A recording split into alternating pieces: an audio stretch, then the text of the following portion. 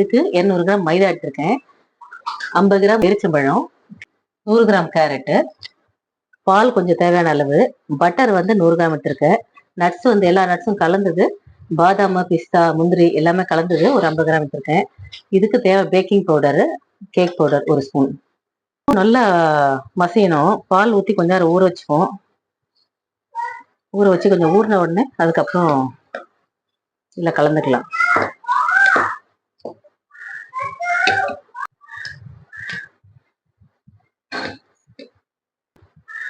Baking powder 1 spoon,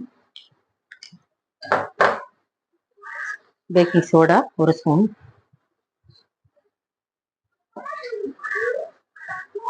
நல்லா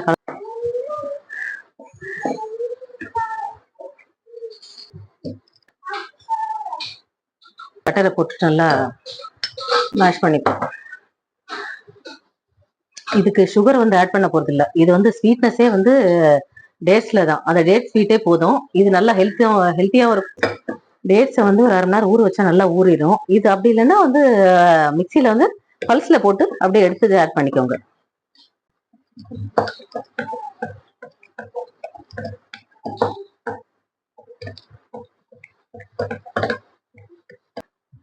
கேரட்டை கூட சேர்த்துக்கலாம்.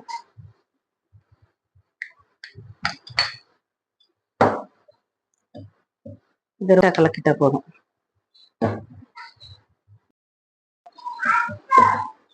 பேரிச்சம்பழம் போட்டு கேரட் எல்லாம் போட்டு நல்லா கலந்தாச்சு. மைதா 2 கப் போட்டுக்கலாம். போட்டுட்டு இதையும் கலந்துருங்க.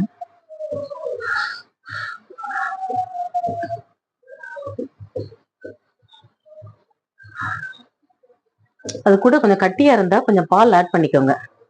ஆட் பண்ணிக்கிட்டா கரெக்டா இருக்கும்.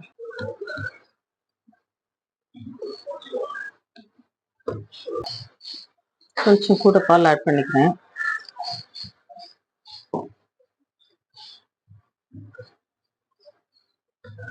இப்போ கரெக்டா இருக்கு.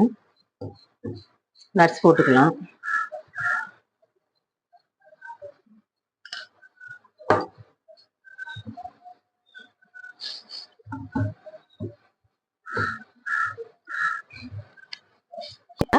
மைதா டஸ்ட் பண்ணிக்கோங்க.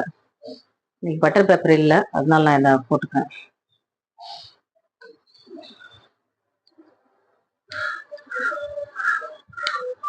ரவுண்ட் ஷேப் ட்ரே எடுத்திருக்கேன். இது எந்த ஷேப் வேணா நம்ம இது பண்ணிக்கலாம்.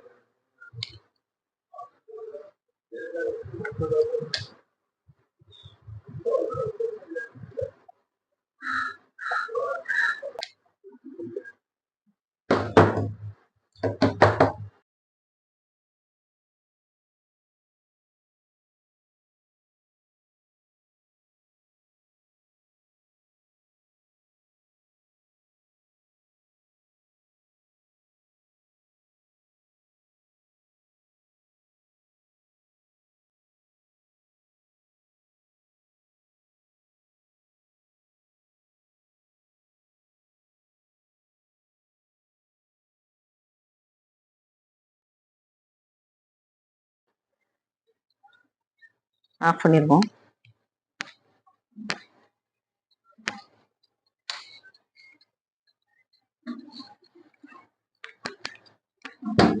இது சூடாறின உடனே பிளேட்ல ப்ரெசென்ட் பண்ணிக்கலாம். கேக் ரெடி ஆச்சு. இது ரொம்பவும் சாஃப்டாகவும் இருக்கும், ரொம்ப நல்லா இருக்கும். இது குழந்தைங்களுக்கு ஹெல்த்தியும் கூட. இதை ட்ரை பண்ணி பாருங்க.